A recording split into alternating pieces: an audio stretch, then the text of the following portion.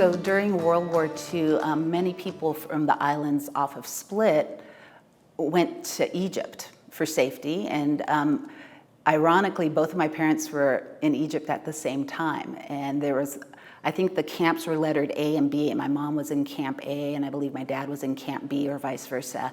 My mom was 5, my dad was 9, and they were there with their families. And basically, they were there. I know my dad went to school there, and he and his sister also sang in a choir, a kids' choir that actually sang for King Farouk at the time, which was pretty amazing. And when he talked about it, those were some of the better times for him because he really enjoyed singing. A great story was, though, prior to leaving the island, my grandmother, who was there, my mom's mom, who was there, raising her kids, because my grandfather was already here.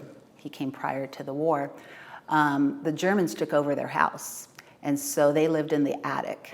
And she cooked and cleaned for them. So the soldiers really trusted her, and so one of the soldiers there thought that my mom resembled his daughter, so he really liked my mom and just took a liking to the family. Their island had a curfew, so they allowed her to go out and take the kids out, go shopping, things like that, visit some family members.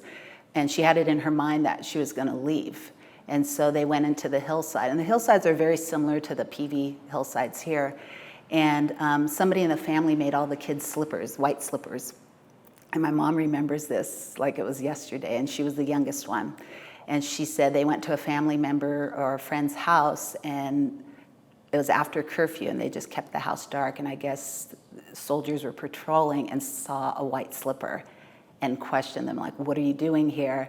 And they said, oh, it got late, it's dark, we were just going to stay here, spend the night. And they said, no, you need to go home. So they went back home.